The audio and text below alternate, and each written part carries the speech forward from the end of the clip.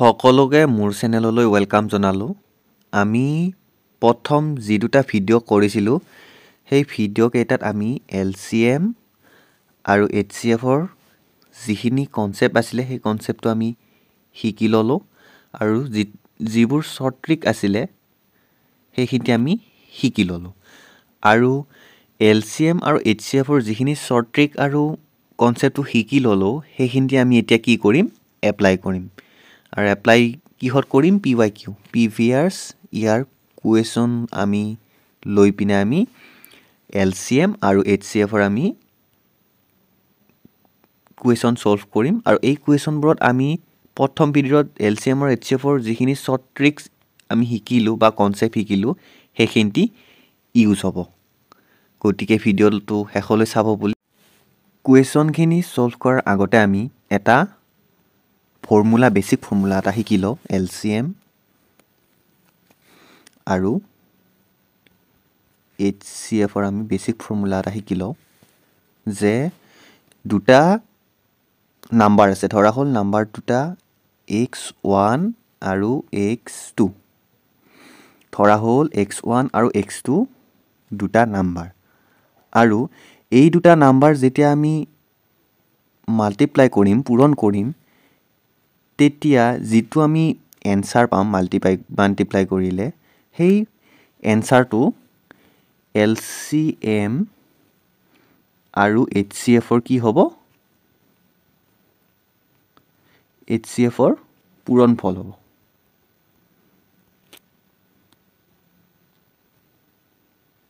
HCFৰ পূৰণফল হ'ব। আকৌ এবাৰ কৈ দিছোঁ যে x1 আৰু x2 দুটা নাম্বাৰ, আৰু এই দুটা নাম্বাৰ যদি আমি পূৰণ কৰি দিওঁ, পূৰণ কৰিলে যিটো আমি এনচাৰ পাম সেই দুটা কি হ'ব? LCM আৰু HCFৰ সেই দুটা নাম্বাৰৰ LCM আৰু HCFৰ পূৰণফলৰ সমান হ'ব। এইটো ফৰ্মুলা আমাৰ যেতিয়া আমি কুৱেশ্যন ছল্ভ কৰিম সেইটোত ইউজ হ'ব। আৰু LCM আৰু HCFৰ আগৰ যিবিলাক ভিডিঅ' দুটা আছিলে সেই ভিডিঅ'ৰো কনচেপ্ট ইয়াতে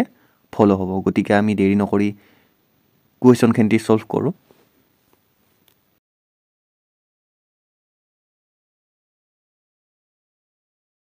এতিয়া আমি প্ৰথম কুৱেশ্যনটোলৈ আহিলোঁ যে কুৱেশ্যনটোত কি দিয়া আছে? If LCM of 12 and 42 is 10m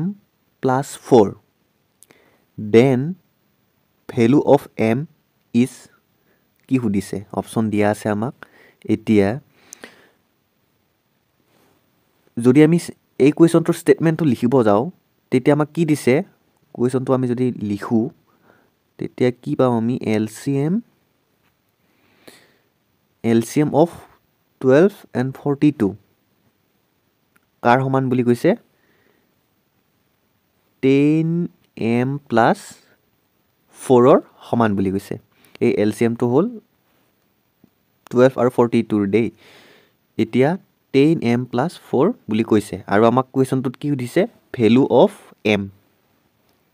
যিটো আমাৰ mৰ ভেলু আছে সেইটো উলিয়াব দিছে। এতিয়া আল্টিমেটলি আমাক কি উলিয়াব দিছে? ফাৰ্ষ্ট ষ্টেপত যে 12 আৰু 42ৰ LCM উলিয়াব দিছে। নেক্সট যেতিয়া আমি এই LCMটো বহাই দিম, বহালে আমাৰ অট'মেটিকেলি এই এমৰ ভেলুটো আমি পাই যাম যেতিয়া আমি ইকুৱেশ্যনটো ছল্ভ কৰিম। এতিয়া মই প্ৰথম ভিডিঅ'টোতে কৈছিলোঁ যে LCM আমি শ্বৰ্ট ট্ৰিক ইউজ কৰি কেনেকৈ উলিয়াম এক্সামত। গতিকে আমাক দুটা সংখ্যা দিয়া আছে হা। এই সংখ্যা দুটা হ'ল 12 আৰু 42। এই দুটা সংখ্যা আমাক দিয়া আছে। এতিয়া আমি ভিডিঅ'ত যেনেকৈ শিকিছিলোঁ যে প্ৰথম ট্ৰিক মতে আমি কি শিকিছিলোঁ LCMৰ? যে প্ৰথম ট্ৰিকটো হ'ল যে যেতিয়া আমি LCM উলিয়াম তেতিয়া আমি ডাঙৰ সংখ্যাটো আইডেণ্টিফাই কৰিম। LCMৰ ক্ষেত্ৰত 12 আৰু 42ৰ ডাঙৰ সংখ্যাটো হ'ল 42। 12 আৰু 42ৰ ডাঙৰ সংখ্যাটো হ'ল 42। এতিয়া নেক্সট কি কৰিম? 42টো 12ৰ লগত কটা যায় নে নাযায়? এতিয়া আমি চালোঁ যে আমি গম পালোঁ যে 42টো 12ৰ লগত কটা নাযায়। তেতিয়া আমি কি কৰিম? এই 42টো আমি এনেধৰণে বনাই ল'ম যাতে 12 লগত কটা যায় যদি আমি 42 টোক 2 ৰে মাল্টিপ্লাই কৰি দিওঁ তেতিয়া আমি কি পাম 84 পাম আৰু এই 84 টো 12 লগত কটা যায় নে নাযায় আমি চেক কৰিম আৰু চেক কৰিলে আমি গম পাম যে 84 টো 12 লগত কটা যায় গতিকে 12 আৰু 42 ৰ এলচিএম কি হ'ব 84 হ'ব এটো আমি শৰ্ট ট্ৰিক ইউজ কৰি পালো 84 হ'ব 12 আৰু 42 ৰ এলচিএম এতিয়া এইটো স্টেটমেন্ট আমি অলৰেডি পাইছো কোৱেশ্চনটোত এটোৱে দিছে আৰু এলচিএম অফ 12 আৰু 42 কিমান পালো আমি 84 পালো ইকুৱেল টু কিমান দি আছে আমাক 10m plus 4 এতিয়া আমি এটো যদি সলভ কৰো তেতিয়া আমি m ৰ ভ্যালুটো পাম আৰু হেতুকে আমাক কোৱেশ্চনত সুধিছে আমি নেক্সট পেজত কৰি লও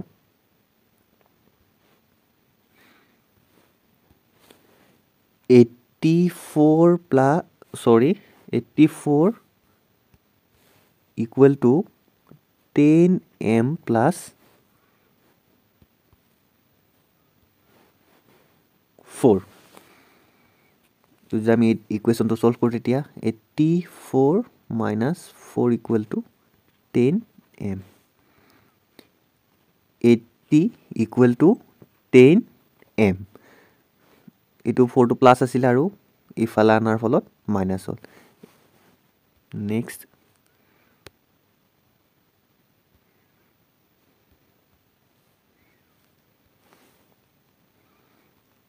80 equal to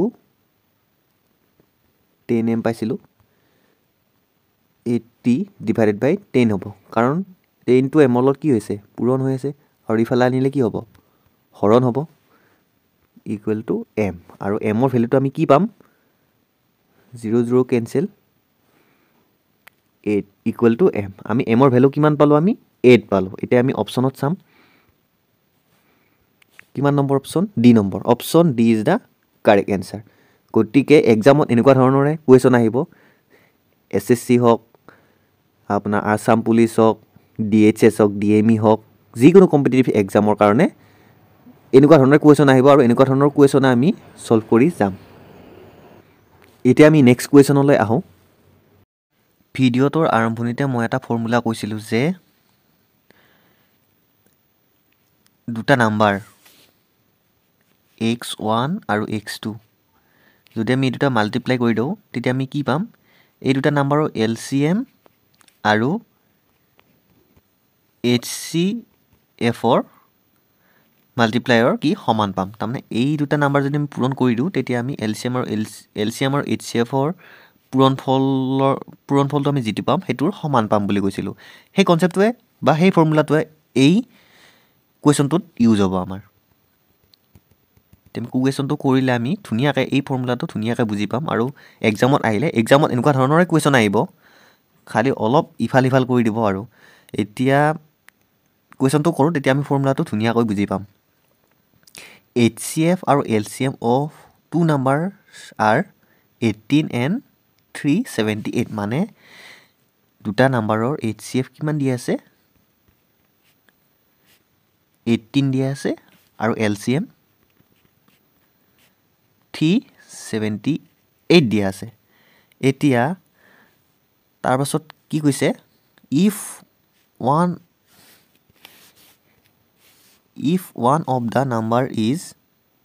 54 then other number is what option দিয়া আছে এতিয়া তা মানে কি সুধিছে যে ধৰা হল এটা নাম্বাৰ x1 আৰু সেই x1 টো হল 54 কোৱেশ্চনত দিয়া আছে আৰু আদাৰ নাম্বাৰটো আমি x2 বুলি ধৰিলম এই x2 টো আমি উলিয়াব লাগে এতিয়া ভিডিওটোৰ আৰম্ভণিতে যেটো আমি ফৰ্মুলা শিকিছিলো সেই ফৰ্মুলাটো আমি ইউজ কৰিম যে সেই ফৰ্মুলাটো মতে কি আছিল দুটা নাম্বাৰ x1 আৰু x2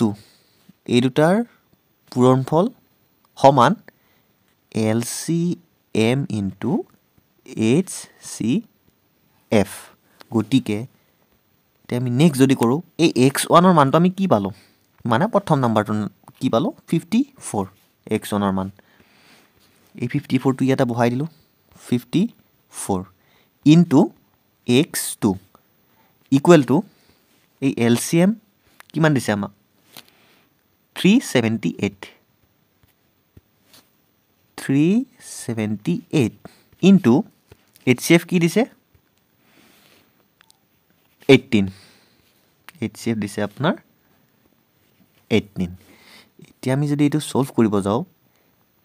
x2 ইকুৱেল টু কি হ'ব 378 ইনটু 18 ডিভাইডেড বাই 54 হ'ব এই 54টো ইফালে কি আছিলে হৰণ হৈ আছিলে সৰি পূৰণ হৈ আছিলে আৰু ইফালে আনিলে কি হ'ব হৰণ হ'ব গতিকে 54টো ইফালে অহাত কি হ'ল হৰণ হ'ল এতিয়া আমি এইটো ক্যালকুলেশন যদি কৰোঁ 54ক কিমানেৰে কটা যাব তো কাটিলে 7ৰে কটা যাব মানে আলটিমেটলি আমি কি পালো x2 ইকুৱেল টু কি পালো 18 ইনটু 18 ইনটু 7 পালো আৰু 18 ইনটু 7 এটো যদি পূৰণ কৰোঁ 6 12 আৰু x2 মানটো কি পালো 126 এতিয়া আমি অপচন চাম option E A is the correct answer গতিকে প্ৰথম যেটো আমি ফৰ্মুলা শিকিলো হে ফৰ্মুলাটো আমি ইউজ কৰি দিলো এতিয়া ইয়াতে যে HCF আৰু LCM ৰ যদি আমি মাল্টিপ্লাই কৰো আৰু যেটো আমি এনসাৰ পাম হেটো কাৰ সমান হ'ব এই নাম্বাৰ দুটাৰ এই দুটা নাম্বাৰৰ কি পূৰণফলৰ সমান হ'ব হেই বেসিক ফৰ্মুলাটো ইউজ কৰি আমি কি পালো এই ইকুৱেচনটো পালো আৰু এই ইকুৱেচনটো আমি যেতিয়া আমি সলভ কৰি দিম তেতিয়া আমি কি পাম x টোৰ মানটো পাম আৰু এইটো আমাক কি সুধিছিলে এই ইকুৱেচনটোত সুধিছিলে এতিয়া আমি নেক্সট ইকুৱেচনৰ ফালে আগবাঢ়ো এই ইকুৱেচনটো আমি অলপমান কি কৰিব লাগিব টেকনিকত সলভ কৰিব লাগিব ইকুৱেচনটোত কি দিয়া আছে 3 number are numbers as to থাকি গ'ল ইয়াত 3 numbers are in the ratio of 3:4:5 and their LCM is 2400 their HCF is what মানে তিনিটা নাম্বাৰ আছে আৰু সেই তিনিটা নাম্বাৰ কিহত আছে ৰেচিঅ'ত আছে 3:4:5 ৰেচিঅ'ত আছে আৰু কি দিয়া আছে আমাক LCM 2400 দিয়া আছে LCM আৰু আমি কি উলিয়াব লাগে HCF উলিয়াব লাগে এতিয়া এই কোৱেচনটোৰ ক্ষেত্ৰত আমি যেটো HCF আছে এই HCF টো আমি x বুলি ধৰি লম যেটো আমি নাজানো যেটো আমাক উলিয়াব দিছে যদি আমি x বুলি ধৰি লও HCF টো যদি আমি x বুলি ধৰি লও তেতিয়া আমাৰ এই সংখ্যা কিটা কেনেকুৱা ধৰণৰ হ'ব এই সংখ্যা কিটা হ'ব 3x is to 4x is to 5x এনে ধৰণৰ হ'ব মানে এনেকুৱা ধৰণৰ কোৱেচনৰ ক্ষেত্ৰত যেতিয়া আমি LCM বা HCF যিকোনো এটাই যদি আমি x বুলি ধৰি লও তেতিয়া কি হয় দগা পাল্লাৰ নিচিনা কথাটো হয় মানে দগা পাল্লাৰ যদি এটা সাইডত LCM আছে আৰু আনটো সাইডত যদি HCF আছে এই দুটা কি হ'ব লাগিব সমান হ'ব লাগিব এনেকুৱা কোৱেচনৰ ক্ষেত্ৰত যদি আমি HCF টো x ধৰো ইয়াত অটোমেটিক্যালি কি হ'ব x এটা কি হ'ব এড হৈ যাব সেই কাৰণে ইয়াতে কি হ'ল HCF টো x ধৰাৰ লগে লগে এই সংখ্যা কিটাটো x লাগি গ'ল 3x 4x 5x আৰু ইছটো কিটা ইছটোৱে আছে এতিয়া এইখিনি যদি বুজি পাইছে নেক্সট কি হ'ল এই সংখ্যা কিটা ইছটো হৈ আছে আৰু এই সংখ্যা কিটা যদি আমি ভাঙি লও তেতিয়া কি হ'ব সংখ্যা কিটা কি হ'ব 3x 4x আৰু 5x এতিয়া আমি আগতে জানো যে এই প্ৰথম ভিডিওটোত কৈছিলো যে যেটি LCM টো কি হ'ল যেটো কমন মাল্টিপল আছে সেই কমন মাল্টিপল কেইটাৰ আটাইতকৈ সৰু মাল্টিপুল যিটো হ'ব সেইটো কি হ'ব LCM হ'ব মই অলৰেডি প্ৰথম ভিডিঅ'টোত কৈছিলোঁ আৰু সেই কনচেপ্ট অনুযায়ী কি হ'ব যে আমাক এটা সংখ্যাই দিয়া আছে 3x 4x আৰু 5x এটা সংখ্যাই দি আছে গতিকে 3x বুলি কোৱাৰ লগে লগে আমি ইয়াৰ আগতো সংখ্যা নাই পাছতো সংখ্যা নাই গতিকে এটাই আছে যদি আমাক ডাঙৰ বুলি ক'লে হয় 3x ধৰিলোঁ হয় 3x ধৰিলোঁ হয় যদি সৰু বুলি ক'লে হয় তেতিয়া আমি কি হ'ল 3x ধৰিলোঁ যিহেতু এটা সংখ্যাই আছে ইয়াৰ আগতো নাই পাছতো নাই গতিকে এই LCMটো কি বুলি কৈছিলোঁ মই যে যিকেইটা নাম্বাৰ আছে সেই নাম্বাৰ কেইটাৰৰ যিকেইটা মাল্টিপুল আছে মাল্টিপ্লায়াৰ আছে সেইকেইটাৰ আটাইতকৈ যিটো সৰু হয় সৰুৰ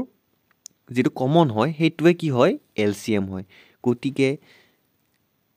3xৰ আগতো নাই পাছতো নাই বেলেগ সংখ্যা গতিকে 3xটো আটাইতকৈ সৰু মাল্টিপুল হ'ব 4xৰো আগতো নাই পাছতো নাই গতিকে 4xটো আমি সৰু বুলি ধৰি ল'ম আৰু 5xটো আগতো নাই পাছতো নাই গতিকে 5xটো আমি সৰু বুলি ধৰি ল'ম আৰু এনেকৈ ধৰিলে আমি LCMটো কি পাম আমি 3x into 4x into